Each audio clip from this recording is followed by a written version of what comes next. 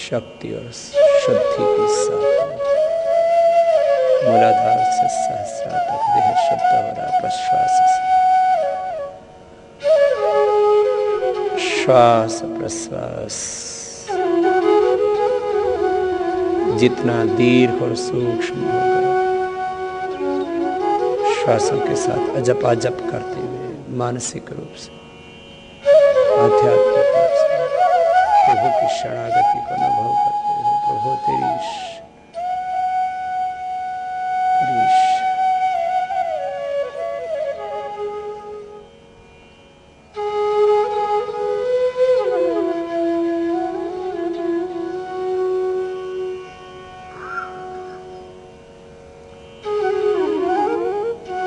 श्वास के साथ ऐसे ओम का ध्यान करते हैं। पहले श्वासों पर ध्यान और बाद में मूलाधार, स्वादिष्ठान, मणिपुर, हृदय, विशुद्धि। आज बिंदु या सहस्रार जहां मन टिके वहीं टिका दी और वहीं ओम खम आकाश तत्व की रूप में उस सर्वशक्तिमान सच्चिदानंद स्वरूप पूरे विश्व के नियंत्रक उस ब्रह्म का ध्यान, और उसी में कुछ पल रहा करो, उस आनंद में गोते लगा। ऐसे हर दिन ये ध्यान करना, हाथ ऊपर उठाना। जब भी वक्त मिले तभी थोड़ी देर के लिए ध्यान करते रहो। कुछ लोग बीच बीच में कुछ टॉनिक लेते रहते हैं जिससे कि एनर्जी मिलती रहे शरीर को। तो ये मन का टॉनिक है, ये जीवन का टॉनिक है, ये आत्मा की खुराक है। शरीर तो तुम्हारा बहुत खाता पीता है, मन को भी इंद्रियों को भी खुराक देते रहते हो। जैसे शरीर की खुराक आहार है, इंद्रियों की खुराक शब्द स्पर्श रूप रस गंध आदि है, मन की खुराक मान सम्मान प्रतिष्ठा आदि है, इसे आत्मा की शक्ति प्रभु की भक्ति से आती है। जितना जितना, और वो सबसे बड़ी शक्ति है, जितना जितना प्रभु की भक्ति करते जाएंगे, श्वासों पर ध्यान करते जाएंगे, उतनी हमारी शक्ति बढ़ती जाएगी। दिन में जब भी वक्त मिले ऐसे श्वासों पर ध्यान किया करो। अतीन्द्रिय ज्ञान, अतीन्द्रिय प्रेम, करुणा, वात्सल्य, अतीन्द्रिय शक्ति, सामर्थ्य, पुरुषार्थ, पराक्रम, ओज, तेज से युक्त हो जाते हैं। ये है प्रभु की भक्ति का फल। और प्रभु हमारे माध्यम से काम करने लग जाते हैं, हम उसके प्रतिनिधि, उसी के प्रतिरूप बन जाते हैं। यह है भक्ति का बड़ा लाभ, यह है योग अध्यात्म का, साधना का बड़ा लाभ, कि हमारे मस्तिष्क में भगवान का ज्ञान उतर आए, हमारी आंखों में प्रभु का नूर, हमारे दिल में उस प्रभु का प्रेम, करुणा, वात्सल्य, हमारे हाथों में उसकी शक्ति। तो हमारे माध्यम से फिर भगवान काम करने लगते हैं। कहते हैं भाई बड़े पूछे हुए महात्मा, इनके माध्यम से तो भगवान ही जीवंत हो रहा है, ये तो भगवान के चलते फिरते रूप हैं। इसलिए हमारे शास्त्रों में संतों को मात्र एक शरीर नहीं माना है, संतों को चलते फिरते तीर्थ माना है, उनको भगवान का स्वरूप माना है। साधुनाम दर्शनम पुण्यम तीर्थ भूता ही साधवाह। आप घर में भी योग कर रहे थे, यहां पर एक संत की शरण में आकर के भी योग, गुरु की शरण में आकर के भी योग कर रहे हो। तो बोले साधुनाम दर्शनम पुण्यम, साधु का दर्शन पुण्यदायी है। तीर्थ भूता ही साधव, तीर्थ रूप होते हैं साधु, संत, महापुरुष, योगी जन। कालेन फलती तीर्थ, तीर्थ का फल तो पता नहीं कब मिलेगा। सद्य साधु समागम, साधु का दर्शन कर लेते हैं तो उसी क्षण उसका फल मिलता है। ये है।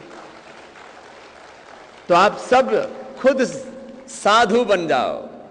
कबीर साहब जितने भी भजन शब्द बोलते हैं तो अंत में क्या कहते हैं? कहत कबीर सुनो वही साधु। सब साधु बनो, स्वादु नहीं बनो। जो दुनिया का स्वाद लेता रहता है स्वादु, और तुम सबको बनना है तो 7 दिन में सबको साधु बना के भेज देना चाहता है कि तुम बाहर से संसार, भीतर से सन्यास, तुम भीतर से मुक्त, जीवन मुक्त होकर रहो। आओ अब प्राणायाम और ध्यान साधना के बाद अब व्यायाम की साधना करवाते हैं।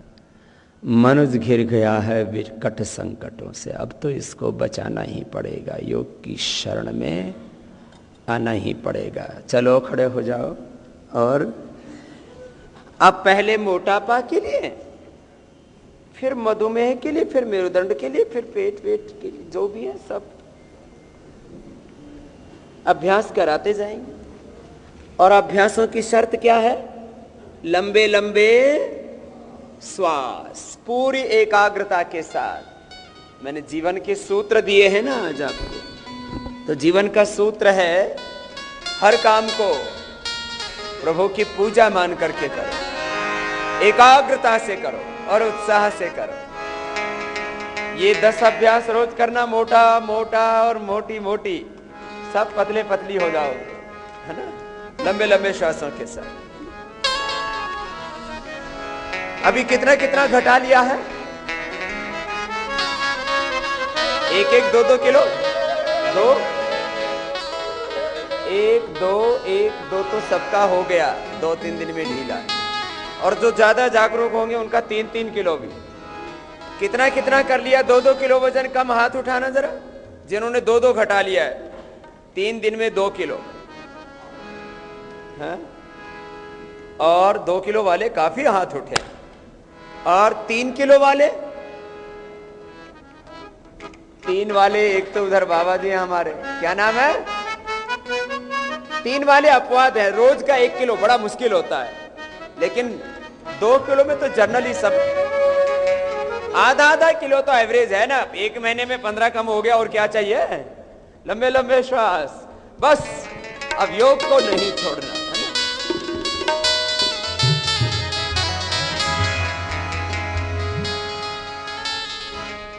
मनुज घिर गया है विकट संकटों से, मनुज घिर गया है विकट संकटों से। सुनो माँ तुम्हीं को बचाना पड़ेगा, सुनो माँ तुम्हीं को बचाना पड़ेगा, सुनो माँ तुम्हीं को बचाना पड़ेगा, सुनो माँ तुम्हीं को बचाना पड़ेगा, सुनो माँ तुम्हीं को बचाना पड़ेगा।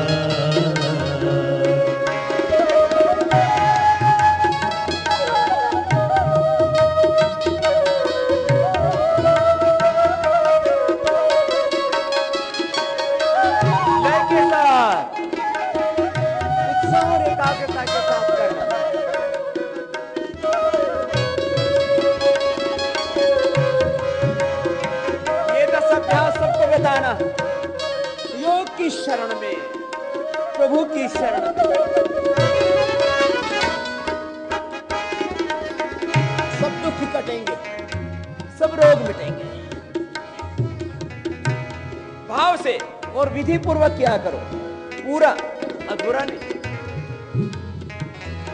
दिलों की सरस भावना खो गई है, मनों में कुटिल भावना भर गई है।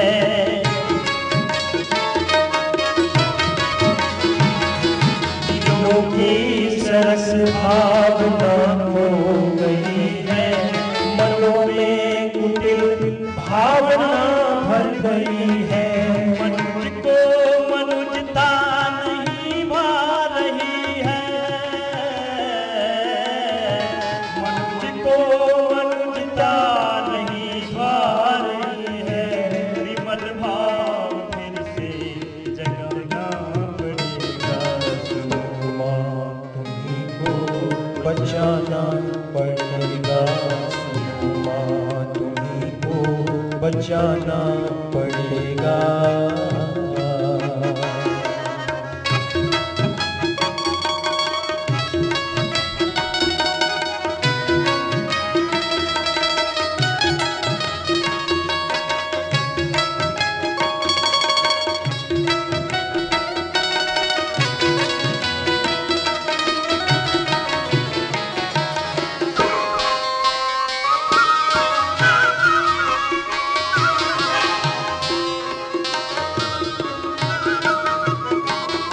मनोरभव जनयादैव्यम जनम। सच्चे बड़प्पन समझता नशे में व्यसन में झुलस यह रहा वासना की तपन में।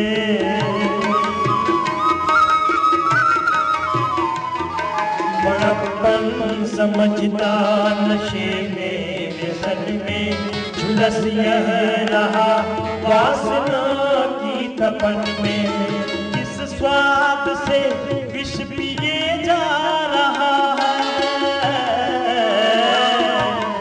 इस स्वाद से विष पिए जा रहा है।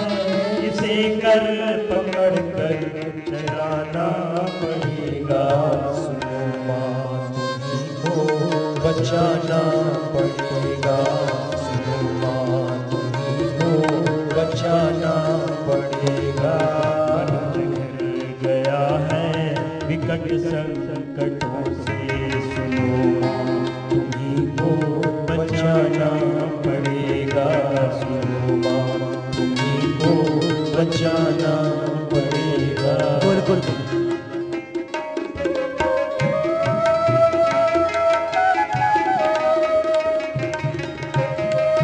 रोगी हो गया संसार, नशे में डूबा है संसार।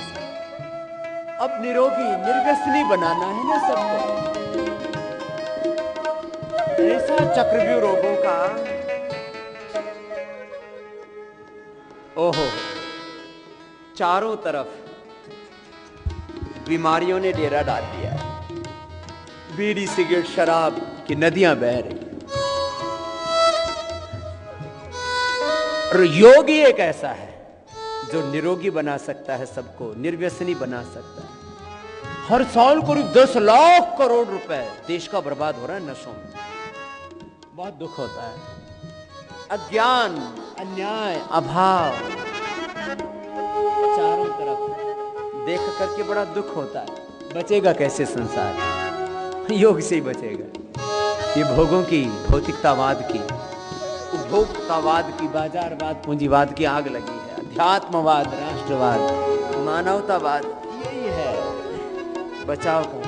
10-10 बार दोनों तरफ से किया करो ऐसे।